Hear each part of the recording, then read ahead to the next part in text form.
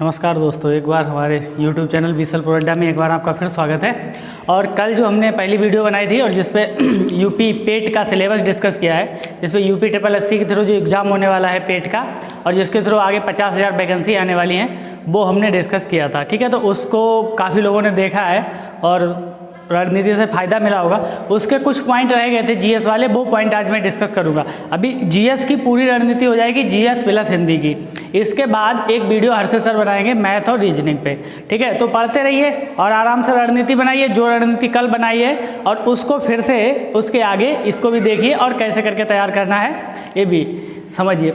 और जो भी लाइक शेयर कमेंट है वो करते रहिए, कमेंट करके बताइए कि कैसी लगी हमारी रणनीति और उसमें क्या सुधार करना चाहिए। आप भी अपने सुझाव दे सकते हैं। तो पहला है समसामयिकी। ठीक है, समसामयिकी को करंट अफेयर्स की बहुत सारी मैगजीन आती हैं तैयारी करने के लिए, और इसका वेटेज है 10 नंबर का। ये बात याद रखने वाली है कि इतिहास जैसे पूरे सब्जेक्ट का 5 नंबर का वेटेज है और करंट अफेयर्स का 10 नंबर का वेटेज है, तो इसे वैल्यू देना तो बनता है। तो करंट अफेयर्स की तैयारी के लिए क्या करिए, देखिए आजकल बहुत सारे चैनल वाले ऐसे हैं जो डेली न्यूज़ डिस्कशन के नाम पे 1-1, 2-2 घंटा पेल देते हैं। ठीक है, वो उस पर चलते रहते हैं उनका सब। अब 1 घंटे 2 घंटे रोज़ का अगर नोट्स तैयार करोगे तो लास्ट में आके कितना होगा। देखो, देखना जरूरी होता है, देख लीजिए। मान लो रोज़ की रोज़ न्यूज़ देखते रहते हो कि कौन सी न्यूज़ आई, क्या चर्चा में है, तो उससे एक दिमाग में फ्रेम बनता रहता है। लेकिन लास्ट में या तो कोई मंथली मैगजीन ले लो, मंथली मैगजीन के लिए चाहो तो आप प्रतियोगिता दर्पण ले सकते हो। वनडे एग्जाम के लिए प्रतियोगिता दर्पण से ठीक ठाक मात्रा में फंस जाता है और उसमें कुछ ट्रेडिशनल भी दिया हुआ होता है, वो भी काम का चीज़ होता है। लेकिन अगर मान लो आपको लगे कि करंट अफेयर्स की कोई एक ऐसी पत्रिका बता दो जो पढ़ के काम हो जाए, लेकिन वो आएगी कब, ये बात ध्यान रखिए। वो आती है यूपी PCS के लिए और समीक्षा अधिकारी के लिए। समीक्षा अधिकारी का चूंकि एग्जाम लेट है 5 दिसंबर को और PCS का 24 अक्टूबर को, तो शायद वो ना आए। लेकिन अगर GIC के एग्जाम के लिए आ जाती है तो पेट के एग्जाम से पहले अगर आपको एक पत्रिका मिल जाए तो उसका नाम है घटनासार। ठीक है, ये पत्रिका ले लीजिए, इलाहाबाद से छपती है। इस घटनासार पत्रिका में पूरा का पूरा सार दिया हुआ है। इस पत्रिका को पढ़ने के बाद, छोटी सी किताब होती है और साइज भी ज़्यादा बड़ा नहीं होता। अभी मेरे पास है नहीं, मैं दिखाता, आप सर्च करेंगे नेट पे तो घटनासार नाम से मिल जाएगी। सस्ती भी होती है, 100 रुपये के लगभग मिलती है। इसमें पूरा समसामयिकी 1 साल का और पूरा होता है, तो उससे पढ़ने के बाद कुछ भी नहीं बचेगा। ये वाले पॉइंट भी इसमें होंगे। तो ये घटनासार किताब आपकी कम से कम 10 नंबर ये कवर करवा देगी और 10 नंबर ये कवर करवा देगी। ठीक है, और कास्ट बेनिफिट भी देख लीजिए कि हमको रोज़ 2-4 घंटे बर्बाद करने हैं करंट में, या फिर महीने में 2 दिन 4 दिन 4 दिन पढ़ के तैयारी हो जाती है हमारी। तो अगर हो जाती है तो ठीक है, नहीं तो फिर आप अपना जैसा अच्छी रणनीति समझें वैसे। मेरे हिसाब से करंट के वीडियो देखते रहिए, जो भी लोग बनाते हैं वहाँ से देखिए और अखबार पढ़ते रहिए। बाकी लास्ट में मैगजीन पढ़ लीजिए, बस हो जाता है। वो मैगजीन ही लास्ट में काम में आती है, बाकी इतना नहीं हो पाता। आगे देखिए सामान्य जागरूकता। ये सामान्य जागरूकता में कुछ टॉपिक तो करंट अफेयर्स के हैं, कुछ टॉपिक मानचित्र के हैं और कुछ टॉपिक पॉलिटी के हैं और कुछ टॉपिक विश्व से जो संगठन होते हैं उनसे संबंधित। तो हम एक एक टॉपिक को देख लेते हैं। पहला है भारत के पड़ोसी देश। अब भारत के पड़ोसी देश कौन कौन से हैं? भारत दक्षिण एशिया महाद्वीप में है, तो भारत के पड़ोसी देश कहाँ से? अफगानिस्तान है, पाकिस्तान है, नेपाल है, बांग्लादेश है, म्यांमार है, श्रीलंका है, मालदीव है। इन देशों के साथ साथ और पड़ोसी देश, थोड़ा विस्तरित पड़ोसी देखें तो चीन है, चीन भी ज़्यादा दूर नहीं है। और दक्षिण पूर्व एशिया के देश हैं जो आसियान संगठन वाले देश बोले जाते हैं। नीचे ऑस्ट्रेलिया है, अफ्रीका के भी कई सारे देश हैं। तो इन देशों के बारे में हमारे क्या प्रावधान हैं, कैसे हमारे रिलेशन चल रहे हैं, क्या योजनाएं चल रही हैं इनको। जैसे अभी कोरोना महामारी के दौरान हमने बहुत सारे लोगों को दवाई भेजी, वैक्सीन भेजी, तो ये सारा जो डेवलपमेंट होता है और किन किन देशों के साथ यहीं पे आपको एक पॉइंट और तैयार करना है, जो अभ्यास होते हैं। अभ्यास समझते हो, युद्धाभ्यास। ठीक है, किस किस देश के साथ हमारी युद्धाभ्यास है। युद्धाभ्यास का मतलब होता है मिलिट्री संगठन, मिलिट्री के जो संबंध होते हैं वो युद्धाभ्यास के तहत होते हैं। अब किस देश से कौन सा युद्धाभ्यास होता है ये यहाँ पे देखना। उसके बाद ये वाला टॉपिक बहुत इंपॉर्टेंट है, हर जगह आता है, हर एग्जाम में आता है। अब इसको तैयार करने की मैंने कल आपको एक किताब बताई थी, एटलस। एटलस एक किताब होती है जिसमें बहुत सारे मानचित्र दिए होते हैं, ठीक है। मानचित्रों के संग्रह को एटलस कहते हैं। उसमें भारत के मानचित्र होंगे, विश्व के मानचित्र होंगे। उसी एटलस किताब के लास्ट में, कहाँ, एटलस किताब के लास्ट में देश भी दिए होते हैं, राजधानियाँ भी दी होती हैं और उनकी मुद्राएं भी दी होती हैं। आपको क्या करना है कि पूरे विश्व के देशों की राजधानियाँ याद करनी है, मुद्राएं याद करनी नहीं। आप G7 देशों की मुद्रा याद करो, G20 देशों की मुद्रा याद करो, और जो हमारे पड़ोस के देश हैं, ठीक है, SCO जो संघाई संगठन के या आसियान के जो भी देश हैं, हमारे पड़ोसी देश हैं, उनकी मुद्रा याद करो। ऐसा नहीं कि भाई तुवालू की मुद्रा याद कर रही है, या फिर किसी ने अपनी मुद्रा में कोई परिवर्तन किया, जैसे ईरान ने अपनी मुद्रा में परिवर्तन किया है, नई मुद्रा घोषित की है, तो वो उसको याद रखने की जरूरत है। तो ये तो हो जाएगा आपका मानचित्र के एटलस से, ठीक है। तो ये देश, राजधानियाँ और मुद्रा, इसको एक साथ तैयार कर लो। एटलस में पीछे लिस्ट दी हुई है, उस लिस्ट से जो जो इंपॉर्टेंट लगे आपको उनको याद कर लो, ठीक है। तो यहाँ से ये क्वेश्चन बन जाएगा। अगला है भारत के राज्य तथा उनके केंद्र शासित प्रदेश। इस पार्ट को आप दो जगह कवर करोगे, एक तो भूगोल में, दूसरा राज्य व्यवस्था में। राज्य व्यवस्था जिसको आप पॉलिटी बोलते हो, राज्य व्यवस्था में। तो भूगोल में क्या होगा, कौन सा प्रदेश है, जनसंख्या में कौन आगे, क्षेत्रफल में कौन आगे, किसका उत्पादन होता है, ये राज्य से संबंधित जितने भी नोट्स हैं, ठीक है। कौन से में कौन सी झील है, कौन सी नदी कहाँ बहती है, ये सब, उद्गम स्रोत किसका है, कौन सा खनिज कौन से राज्य में ज़्यादा होता है, ये सब यहाँ से। और केंद्र शासित प्रदेश, तो इसमें भूगोल का भी पार्ट होगा, ठीक है। और उसके बाद राज्य व्यवस्था का भी, जैसे कि किस राज्य में विधान परिषद है, किसमें विधानसभा है, तो उस विधानसभा में कितने सदस्य हैं, सबसे ज़्यादा संख्या किसकी है, और ऐसे कौन से हैं जिनकी एक ही एक संख्या है राज्यसभा में। तो ऐसे करके बहुत सारे क्वेश्चन यहाँ से बनेंगे राज्य से संबंधित। इनकी सीमा किससे किससे लगती है, इन राज्यों में कौन कौन सी जल विद्युत परियोजनाएं वगैरह हैं, ये सब क्वेश्चन राज्य से संबंधित पूछे जाएंगे। और याद रखो, ज्योग्राफी 5 नंबर में है, लेकिन ये सामान्य जागरूकता 10 नंबर में, मतलब इसको वेटेज देना है और तैयार करना है अच्छे से। तो मैं एक एक पॉइंट को सही से बता रहा हूँ, तो उसको आप ध्यान रखो। ये जो मैं बाद में बता रहा हूँ, इस कहाँ से पढ़ना है, ऐसे करके।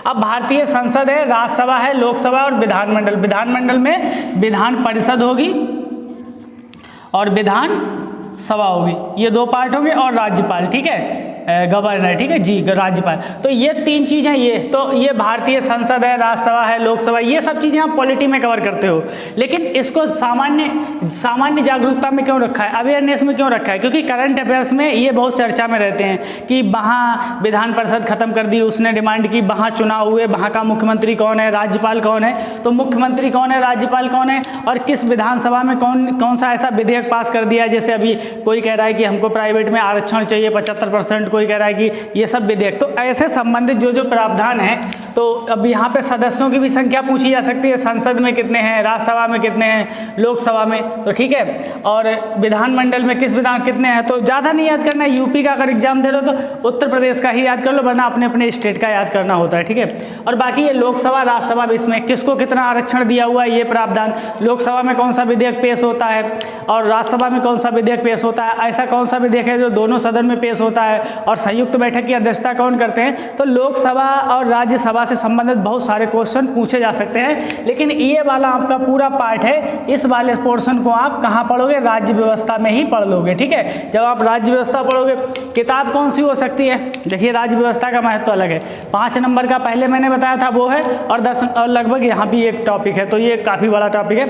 अब इसको इतना ज़्यादा महत्व दिया गया, तो लूसेंट में दिया तो है, लेकिन उतना पर्याप्त मात्रा में नहीं दिया है। तो कोई किताब देख लो जिसमें राज्य व्यवस्था और ये पॉलिटी सही से दी हो, लेकिन बहुत बड़ी किताब लेके भी नहीं बैठ जाना। पेट के एग्जाम के लिए अगर आप लक्ष्मीकांत पढ़ने लगे तो हो गया, फिर वो PCS IAS के लिए है, आपके लिए अभी नहीं, ठीक है। जब आप उसकी तैयारी करो तब पढ़ना, और खाली समय हो तब पढ़ना। आपको समय उस हिसाब से देना है जिस हिसाब से नंबर आने हैं। पता लगे एक ही किताब पढ़ते रहे पूरे साल भर, तो फिर वो 2 महीने के अंदर आप कॉस्ट बेनिफिट में लाभदायक नहीं रहेगा आपके लिए। फिर देखो राष्ट्रीय और अंतर्राष्ट्रीय दिवस, ठीक है, खूब मनाए जाते हैं। भारत में कौन कौन से दिवस मनाए जाते हैं, राष्ट्रीय अंतर्राष्ट्रीय दिवस। इनके लिए वैसे एक जो लूसेंट किताब है उसके लास्ट में एक चैप्टर है विविध करके। विविध से यहाँ का बहुत कुछ फंसेगा। विविध चैप्टर है उसमें से ये जनरल अवेयरनेस का बहुत कुछ फंसेगा, लेकिन विविध में सब कुछ नहीं है। लेकिन राष्ट्रीय और अंतर्राष्ट्रीय दिवस हर करंट अफेयर्स मैगजीन में भी आते हैं। तो जब करंट अफेयर्स मैगजीन जो घटनासार लोगे या कोई दूसरी लोगे तो दूसरी भी ले सकते हो, जरूरी नहीं घटनासार ही लो, लेकिन मुझे ये सबसे अच्छी किताब लगती है इसलिए मैंने आपको बताया। आप घटना चक्कर ले सकते हो या और भी कोई प्रतियोगिता दर्पण जो भी अर्धवार्षिक आती है, ई दृष्टि है, ये बहुत सी मैगजीन आती है, कोई भी एक लेके पढ़ लोगे काम हो जाएगा। तो यहाँ से आता है, ठीक है। तो राष्ट्रीय और अंतर्राष्ट्रीय दिवस आपको तैयार कर लेने हैं, जो जो इम्पोर्टेंट है वो सब नहीं रटना है, फिर पता लगे कि एक से 365 दिन के दिवस याद कर रहे हो। जो इम्पोर्टेंट है 50-60 उनको याद करना, ज़्यादा को नहीं देखना। आगे वैश्विक संगठन और उनके मुख्यालय, जैसे विश्व बैंक है, ठीक है, और अभी WTO है, WTO जो तुम्हारा विश्व व्यापार संगठन है, और WHO है जो वर्ल्ड हेल्थ ऑर्गेनाइजेशन है, मतलब अभी ये सब चर्चा में है। विश्व बैंक, ये सब IMF है, ठीक है, UNO है, और ये सब चर्चा में होने की वजह से और हमेशा चर्चा में रहते हैं, तो इनके मुख्यालय याद करने हैं, स्थापना कब हुई है। हालांकि यहाँ स्थापना नहीं दिया है, लेकिन मान के चलो स्थापना भी पता कर लेना इंपॉर्टेंट, कब स्थापना हुई। तो इसमें स्थापना देख लेना है आपको, मुख्यालय कहाँ पे है ये देख लेना है, और इसको निपटा दो, ये अलग से है, ये करंट में नहीं मिलेगा टॉपिक, लेकिन इसके लिए लूसेंट में है लास्ट में एक लिस्ट, वहाँ दिया है ठीक मात्रा में, तो वहाँ से देख सकते हो। लूसेंट का विविध याद रखो, कुछ भी तैयार हो या ना हो, लूसेंट किताब का विविध जो है लास्ट में चैप्टर, वो पूरा का पूरा तैयार होना चाहिए, वहाँ से क्वेश्चन पूछे जाएंगे। अभी लिख लो, ठीक है, जब पेपर दे के आओ तब मिला के देख लेना, लूसेंट के विविध से क्वेश्चन पूछे जाएंगे, ठीक है, क्योंकि ये सारा मैटर है वो विविध से ही उठाया गया है ज़्यादातर। आगे है भारतीय पर्यटन स्थल, इनको देख लो। भारत में पर्यटन स्थल, अब देखो इसमें कुछ पर्यटन स्थल होते हैं सांस्कृतिक मतलब जो हमारी सांस्कृतिक विरासत है, जो राजा महाराजाओं ने जो किले बनवाए हैं, मंदिर बनवाए हैं, मस्जिद बनवाई है, चर्च बनवाए हैं, जो स्तूप बनवाए हैं, ठीक है, जो गुफाएं हैं, अजंता एलोरा, ऐसे जो बाघ की गुफाएं, ये सब चीज़ें आपको यहाँ सांस्कृतिक विरासत में मिलेंगे, वहाँ भी लोग घूमने जाते हैं। फिर आते हैं आपके प्राकृतिक, तो प्राकृतिक में क्या क्या आता है, देखो प्राकृतिक को ज्योग्राफी के साथ तैयार करना आप। इसमें क्या आता है, राष्ट्रीय उद्यान, राष्ट्रीय पार्क जो होते हैं, ठीक है, वो आएंगे, अभ्यारण्य आएंगे, वन्य जीव अभ्यारण्य, ठीक है, बायोस्फीयर रिजर्व आएंगे, और जो सांस्कृतिक जो विरासत घोषित की गई है प्राकृतिक, वो सब आएंगे, ठीक है, जो यूनेस्को की साइट में है, तो उनको याद कर लो। तो सांस्कृतिक हो गए, प्राकृतिक हो गए, तो यहीं से क्वेश्चन ज़्यादातर मिल जाएंगे। फिर है भारत की कला एवं संस्कृति, ये इतना बड़ा ये इन्होंने एक लाइन में लिख दिया, मान लो ये एक लाइन में नहीं है, इसके लिए नितिन संघानिया ने पूरी इतनी मोटी किताब लिखी है जो IAS PCS वाले पढ़ते हैं, लेकिन वो पढ़ोगे तो वही पढ़ते रह जाओगे। अभी क्या है कि ये 10 नंबर में, उसमें भी ये 10 पॉइंट है, उनमें से 1 पॉइंट है, मतलब 1 नंबर का वेटेज मान लो इसका, तो 1 नंबर के लिए आप पूरी किताब तो नहीं पढ़ सकते। तो कला संस्कृति में क्या क्या होता है मैं ये समझा देता हूँ, तो आप पढ़ते समय ध्यान रखो। कला में कलाएँ आ जाएंगी, जैसे चित्रकला आ जाएगी, चित्रकला का विकास कहाँ का हुआ, ठीक है, नृत्य कला आ जाएगी, जो नृत्य हैं वो आ जाएंगे, ठीक है, चित्रकला, स्थापत्य कला, वही स्थापत्य जो भवन निर्माण और जो मंदिर का निर्माण, स्थापत्य कला आ जाएगा यहाँ पे, ठीक है। उसके बाद मूर्ति कला आ जाएगा, जो गांधार शैली है और मथुरा शैली है, अमरावती शैली, तो ये सब कलाएं आपको पढ़नी पड़ेंगी, और इनके लिए एंशिएंट और मिडिवल के साथ साथ में पढ़ लेना तो ज़्यादा अच्छा रहेगा, क्योंकि एंशिएंट हिस्ट्री पढ़ते समय, मिडिवल हिस्ट्री पढ़ते समय बहुत से मंदिर आएंगे, बहुत से मतलब जो हमारे स्थापत्य है वो आएगा, कला के बारे में बताया जाएगा कि गांधार कला का कब विकास हुआ, ये सब उसके साथ में पढ़ लोगे तो ठीक है। हालांकि लूसेंट में इसके लिए बहुत कुछ मैटर है नहीं, लेकिन उससे ज़्यादा पढ़ने की जरूरत भी नहीं है भाई। अगर अलग से किताब पढ़ने बैठ जाओगे, ये 10 नंबर का पूरा पोर्शन है, उस 10 नंबर में 1 नंबर का है, 1 नंबर के लिए कितना पढ़ सकते हो, तो वो उसके लिए बेनिफिट नहीं है। तो कम से कम में काम चला लो, जो हिस्ट्री के साथ ही मिला के पढ़ लो, मतलब इन चीज़ों को इतिहास के साथ मिला के आपको पढ़ लेना है। फिर आया भारत एवं विश्व के खेल। अब भारत एवं विश्व के खेल कहाँ मिलेंगे भाई, कहीं नहीं देखना है, करंट अफेयर्स जो पढ़ोगे ये भारत एवं विश्व के खेल है, ये कहाँ कवर कर लेना, इसके साथ जो भी मैगजीन लो उसमें ही देख लेना, भारत और विश्व के खेल हो जाएगा यहाँ से, ज़्यादा उसमें दिमाग लगाने की जरूरत नहीं है। खेलों में क्या पूछा जाता है कि भाई ये खेल कहाँ आयोजन होने वाला है, इसका अगला किसने इसमें पदक जीता, और याद रखना जो भारत का व्यक्ति पदक जीतता है उसको ज़्यादा ध्यान देना, और जो भारत में होने वाला है उसको ज़्यादा ध्यान देना। बाकी जो ओलंपिक है और जो बड़े बड़े खेल हैं उनको ध्यान देना, बहुत बारीकी से नहीं जाना इसमें कि PhD करने बैठ जाओ 1 नंबर के लिए। ये भारत एवं विश्व के खेल 1 नंबर का क्वेश्चन होगा अगर बनेगा, तो उसके लिए PhD करने बैठोगे तो फिर कुछ फायदा नहीं उसका। भारतीय अनुसंधान एवं संगठन, अब जैसे ये विश्व के संगठन मैंने बताया, ऐसे भारत के बहुत से संगठन हैं, लेकिन इसके लिए सबसे अच्छी बात क्या है, जो लूसेंट किताब है उसमें एक लिस्ट दी हुई है कि भारतीय दलहन अनुसंधान केंद्र कहाँ है, भारतीय पोटैटो अनुसंधान केंद्र मतलब आलू अनुसंधान केंद्र कहाँ है, भारतीय चावल अनुसंधान केंद्र कहाँ है, ये सब दिए हुए हैं। उसमें लास्ट में लूसेंट में लास्ट में एक लिस्ट दी है, उस लिस्ट को रट मारो, ठीक है, उसको याद कर लो, वहाँ से ये पूरा हो जाएगा आपका लूसेंट की लिस्ट से। अगला है प्रसिद्ध पुस्तकें और लेखक। देखिए पुस्तकें आपको इतिहास की भी मिलेंगी, इतिहास में कुछ पुस्तकें लिखी गई हैं, वो पढ़ना है इतिहास के साथ। तो इसको तो एक दो जगह कवर करना है इसको, एक तो इतिहास में कवर कर लो, जो इतिहास में पुस्तकें लिखी हैं, ठीक है, उनको कवर कर लो। दूसरी बात, इसकी जो पुस्तकें हैं हाई स्कूल की, अगर कहीं पुरानी किताब पढ़ी हो या जल्दी में किसी ने हाई स्कूल पास किया हो, जैसे ये आपका क्या होता है, मेरे समय विद्या की एक किताब चलती थी 10 ईयर होता है, 10 साल का क्वेश्चन पेपर होता है, उसमें बहुत सारी किताबें हिंदी की दी हुई होती है। तो उन किताबों को रट्टा मार लो, या कहीं किसी साइट पर या किसी नेट पर आपको किताबों का मतलब सामग्री मिल जाए। वैसे हमारे उस पर टेलीग्राम चैनल पे मिल जाएगा आपको, बीसल पुर अड्डा नाम से टेलीग्राम चैनल है, लिंक वीडियो के डिस्क्रिप्शन में दिया रहता है, वहाँ जाओगे तो वो किताबों वाला मैटर आपको काफ़ी कुछ मैटर मिलता है। तो किताबें हिंदी की भी और इतिहास की भी, ये दो तरीके की किताबें आप तैयार कर लोगे। और जो करंट में किताबें हैं, जैसे करंट में किसी महान व्यक्ति ने किताब लिखी है तो वो चर्चित हो जाएगी, या किसी किताब पे विवाद हो गया तो वो चर्चा में आ जाएगी। तो ऐसी किताबें जो करंट में आएंगी, तो कुछ किताबें करंट से भी आएंगी, ठीक है। तो करंट वाली किताबें कहाँ से तैयार करोगे, यहाँ से।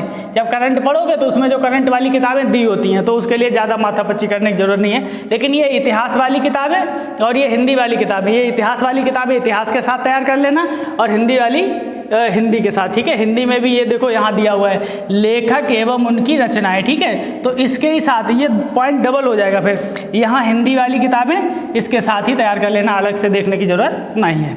पुरस्कार एवं विजेता, ये भी ठीक है, करंट में आता ही है, कौन पुरस्कार किसने जीता, कौन किसका विजेता रहा। फिर विजेता खेलों के होते हैं, पुरस्कार मिलते हैं, तो वो याद रखना, करंट अफेयर से पूरा हो जाएगा, इसके लिए नहीं।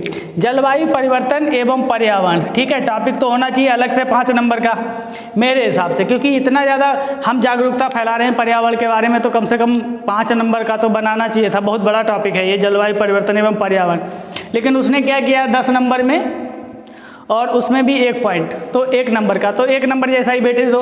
तो जलवायु परिवर्तन पर्यावरण में, जलवायु परिवर्तन जो मेन सम्मेलन हुए हैं, जैसे पेरिस जलवायु सम्मेलन है, किगाली समझौता है, ओजोन परत से संबंधित जो मॉन्ट्रियल प्रोटोकॉल है, तो ये क्योटो प्रोटोकॉल है, ये सब प्रोटोकॉल याद कर लो।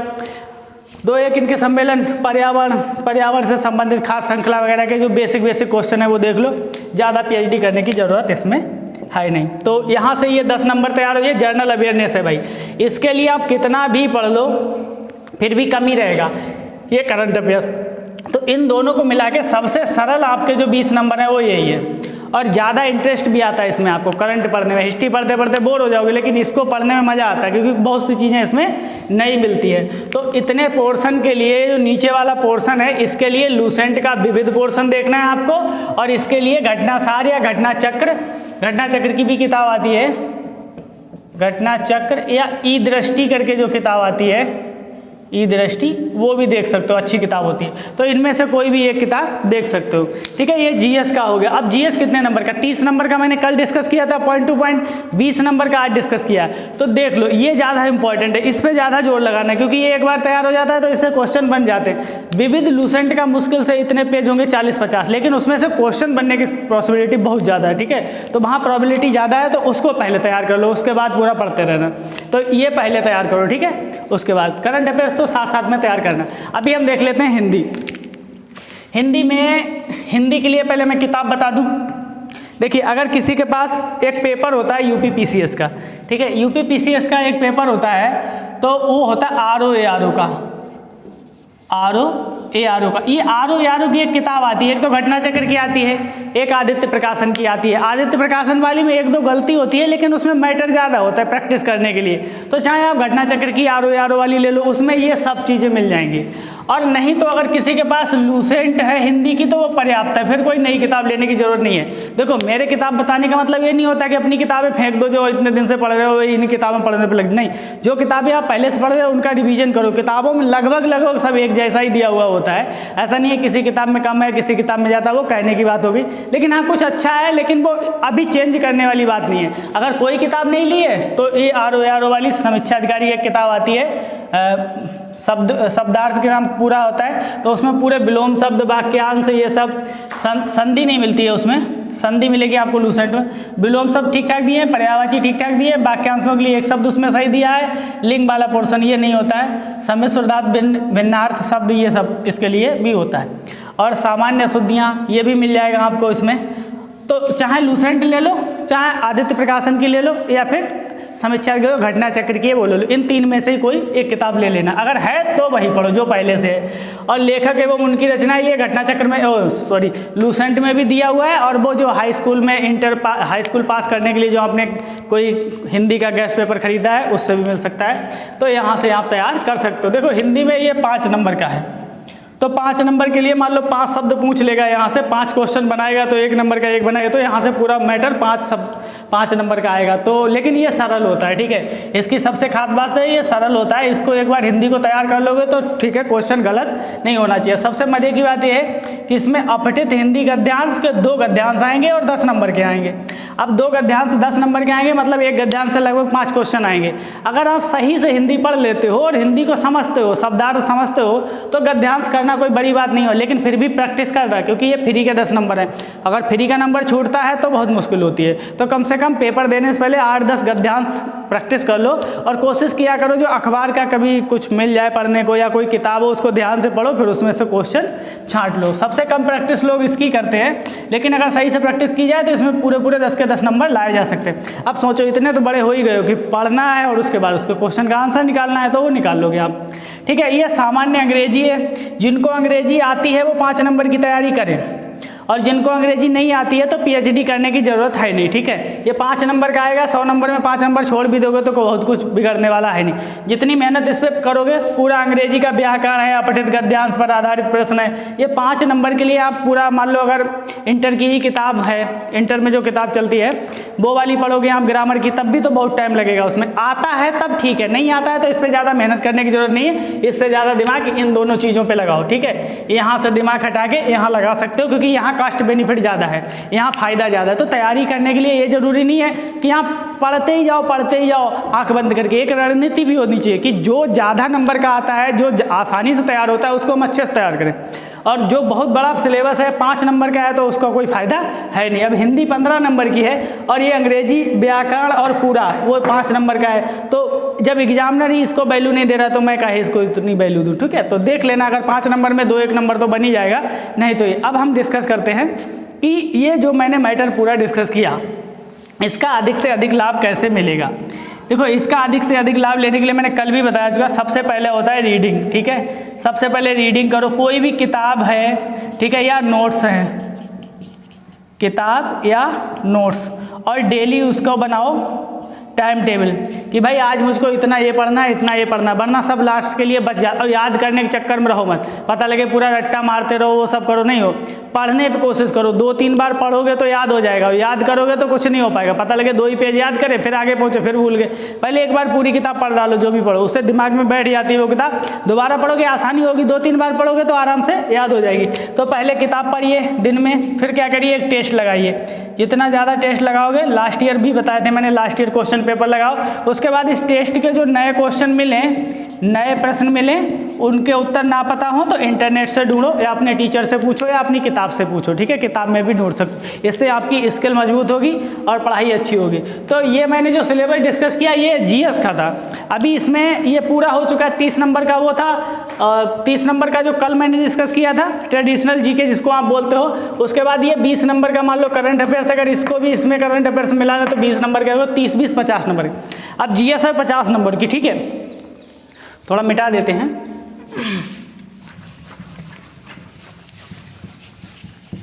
जीएस है 50 नंबर की, हिंदी है 15 नंबर की, ठीक है। मतलब जीएस है 50 नंबर की, हिंदी है 15 नंबर की। यहाँ से आप बढ़ो सब 65 नंबर।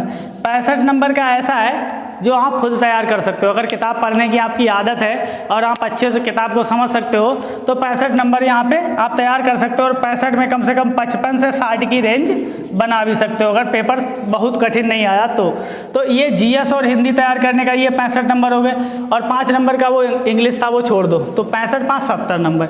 70 नंबर का ऐसा पोर्शन है जिसके लिए आपको प्रैक्टिस करने के बार बार रिवीजन करने की ज़रूरत है। अब जैसे मैथ रीजनिंग की बहुत प्रैक्टिस करनी पड़ती है, लिखना पड़ता है। मैथ रीजनिंग कुल मिला के आएगा 30 नंबर का, ठीक है, मैथ प्लस रीजनिंग आएगा 30 नंबर का। इस 30 नंबर में ही 20 नंबर के क्वेश्चन वो हैं तो तालिका के होंगे, ग्राफ के होंगे। तालिका और ग्राफ करने में एक सही हुआ तो सब सही हो गए, और एक गलत हो गया तो फिर वो गलत परसेंटेज गलत निकल गई। जब भी आप हल करते होगे पाई चार्ट वगैरह तो उसमें दिक्कत होती है। तो मैथ रीजनिंग को ध्यान से पढ़ने की जरूरत है। यहाँ से आप पूरे नंबर खींच सकते हो। यहाँ पे थोड़े पूरे तो नहीं आ सकते, लेकिन फिर भी मेहनत करोगे तो फल तो मिलेगा ही उसका। तो यहाँ भी कवर कर सकते हो, ये आप अपने आप भी कवर कर सकते हो। मैथ में अच्छे हो तो फिर खुश हो जाओ, 30 नंबर फ्री के ये। और अगर जीएस है, जीएस टाइम लेती है, तो अभी इंतजार मत करो इसको तैयार करने का, ठीक है। एग्जाम की डेट आएगी तो तैयार हो जाएंगे, नहीं हो पाएगा, ठीक है। मैं कहता हूँ नहीं हो पाएगा, और नौकरी भी नहीं मिलेगी, ठीक है। ज़बरदस्ती नहीं ले सकते तुम नौकरी।